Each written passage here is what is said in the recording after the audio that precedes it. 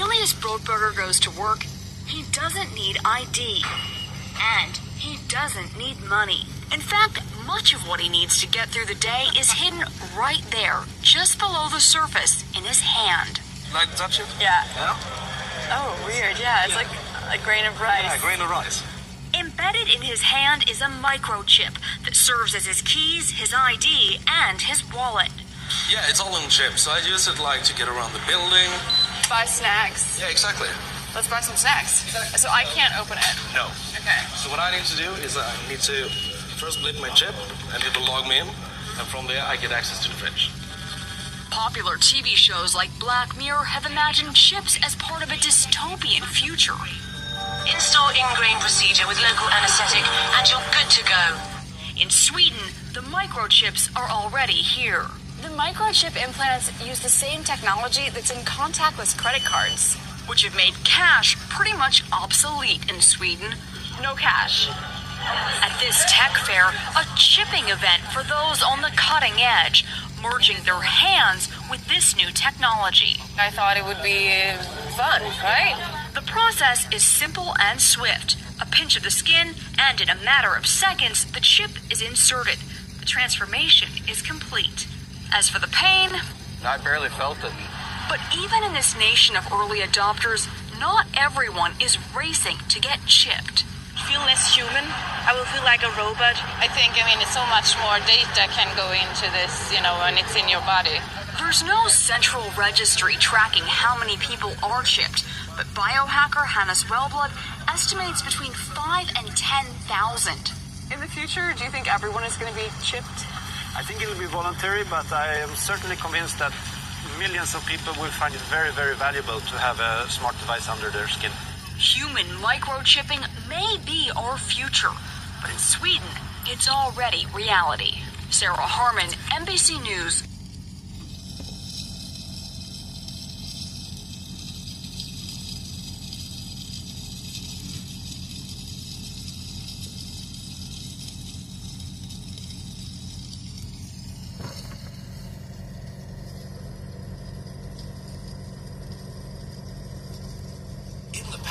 People forgot passwords to important things, got locked out of their homes and cars.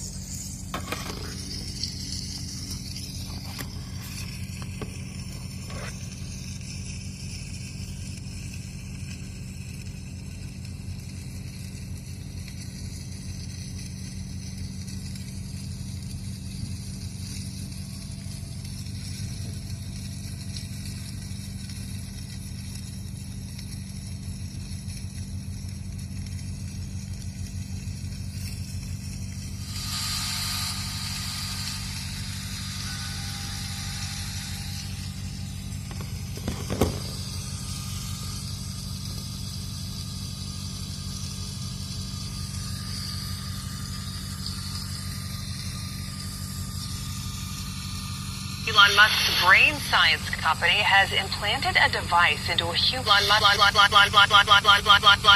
brain science. Elon Musk's brain science company has implanted a device into a human for the. Elon Musk's brain science company has implanted a device into a human for the first time. The unidentified person received brain chip implants Sunday, and Musk says they are, quote, recovering well. U.S. Food and Drug Administration has given Neuralink clearance last year to conduct its first trial to test its implant on humans. The move is a critical milestone in the startup's ambitions to help patients with paralysis and other neurological conditions. Neuralink says the brain chip is designed to allow people to control almost any device just by thinking. Chips under their skin. It means they may never have to carry a house key. The city of Lund in southern Sweden dates back to medieval times. Over the centuries, it's witnessed plenty of change, but now there's a whole new sort of evolution going on. I'm here to meet some of the thousands of people in the country who are adapting their own bodies, who are inserting microchips under their skin. It means they may never have to carry a house key, train ticket, or bank card ever again.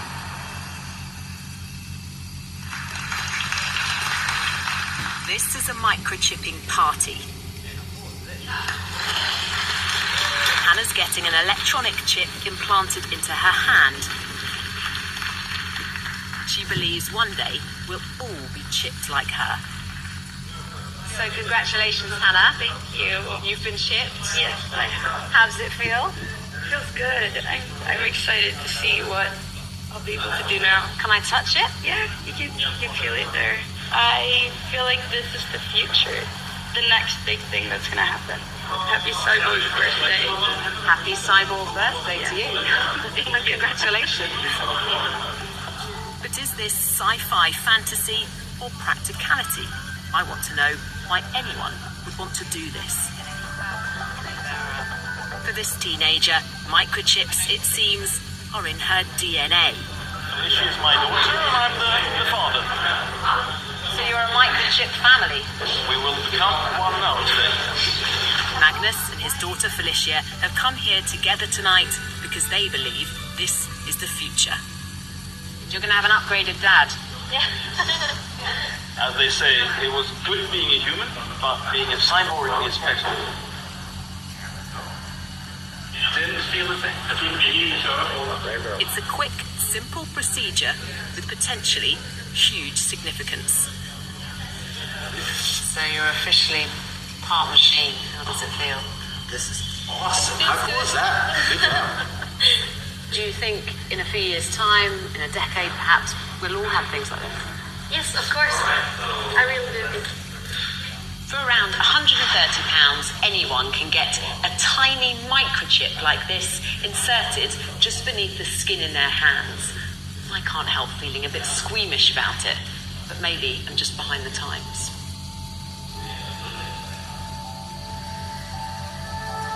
It's the morning after, and I'm about to catch up with Felicia and her dad Magnus as they get to grips with their new existence. So when you woke up this morning, was it the first thing that came to your mind? How did you feel? I felt a little bit strange because now I'm a cyborg and it feels radical. The chips in their hands use near-field communication, the same technology that allows you to pay with a contactless credit card. They can be read by a device like a smartphone. Here I've stored my business card on my phone with my details, phone number, email address, other stuff, blood group even. So what's the benefit of that? When I get customers or suppliers at work, they ask for my business card. And I say, scan me. Aren't there risks involved in that as well? Couldn't somebody pass you by and take all that Scan me. information? Yes, it is in theory possible, but you have to be really, really close. But the main thing I think is that I choose myself what I want to store on this chip. The people I've met so far don't seem to have any concerns about blurring the lines between man and machine. Hannes has made it his mission to convince more of us to get microchipped. He's what's known as a biohacker, someone who wants to improve their body with technology. What's wrong with just having contactless payment cards? We've all got phones. We've all got a set of keys. What's the point? point? The point is to reduce the hassle of exactly these things. Isn't that just the ultimate laziness? No, it's convenience. And convenience is a pretty powerful force. I mean, in the morning, every morning, when you stand there going out your front door, you check your purse or your pockets. Okay, do I have my wallet, my charger, my keys, my phone, all my stuff? What if you could reduce that by half? It would declutter your life. Hannes has helped develop several microchips. He wants us all to hack our biology. Microchipping is, he says, just the start. I want us humans to open up and improve our sensory universe, our cognitive functions, and improve all different dimensions of being human. And there is so much we can do. You want to make us bionic? Indeed. I want to merge humans with technology, and I think it will be awesome. I want to understand why it's people in Sweden who are enthusiastically embracing this idea, when many others might be skeptical. This is a nation of early adopters.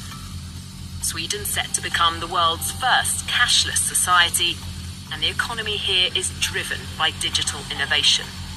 This national rail company has taken microchipping on board, with 2,500 passengers signing up to use their chip instead of a paper ticket. I've come to the capital, Stockholm, the epicenter of this tech revolution. At this shared office, hundreds of the workers have been microchipped, so no need for a security pass to get in. Per has had his chip for 3 years. So I take my chip and open the door. It means he can buy a drink without cash or a card, but for him, it's about much more than practicality. Do you enjoy being one of the first, being a pioneer of this technology? Absolutely. A whole bunch of questions come up. Like, is this ethical? Do we want to have that? Or will we be sort of a nation of cyborgs in the future? What will happen? So a lot of sort of really interesting discussions come out from, talking about the chip. It triggers an ethical debate. Yes. For critics, the biggest future concern is over data protection. As the amount and type of information we store on microchips becomes more advanced, so do the security risks. Ben Liverton, a British scientist working in Sweden, wants to know who will have access to the data stored inside and what they could do with it. So I have the information in my chip now. That's basically just me. If I don't use it for anything, then no one can really get any data on me. But then if I start to use it at work, then work knows when I've interacted with something at work. If I then go to the canteen people know exactly what I've interacted with there. So the wider spread it becomes and the more that we can interact with different things, then our data is being kind of shared and incorporated in lots of different places. The nightmare situation in that case would then be that someone else has access to my health data, and that one day I get a letter through the door that's like an increase in my health insurance premium before I know that there's any problem with my own health.